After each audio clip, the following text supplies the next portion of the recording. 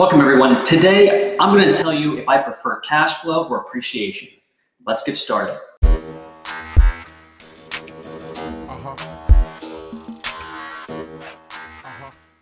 Welcome back everyone. So before we get started, make sure to subscribe. All my subscribers get access to reports. We had an upcoming tax strategy bootcamp that only my subscribers got access to. So again, make sure to subscribe to get access to those events and free reports and a number of other things. So today I want to talk about cash flow versus appreciation in real estate, okay?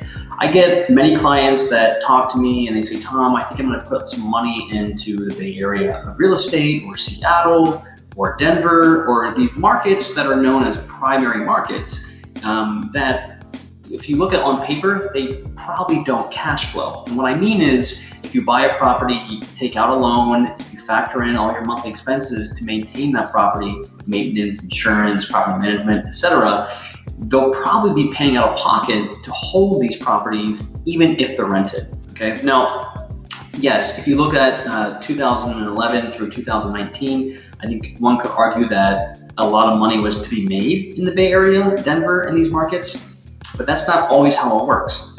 And I do think there's a lot of tailwinds in real estate that will, result in, appreciation. But again, you can't just bank on appreciation. Okay. Now, conversely, cash flow. You can find a lot of deals out there that have substantial cash flow, right? Maybe they're $60,000 for a purchase, and you're making $700, $800 a month. Phenomenal ROIs or returns on investment.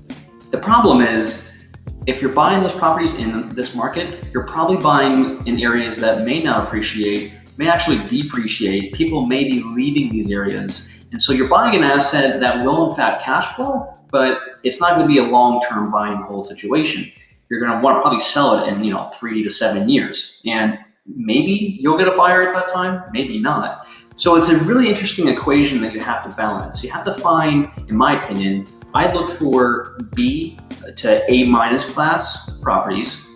And again, we go through how we came up with this logic in our masterclass. So if you're curious, check out the website, reiacademy.co, and you can see it all there. But my point is, what we look for is really B to A- class properties that do cash flow, that I can get a good tenant in place that will maintain the property or take care of the property, and that will always pay rent, right? So it's a really fine balance, and I think both cash flow and appreciation are important, but you need to balance both out. You shouldn't be shooting for substantial upside appreciation, and you shouldn't be shooting for substantial cash flow.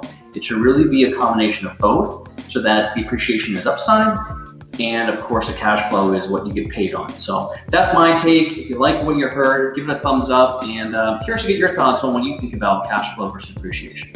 Thanks.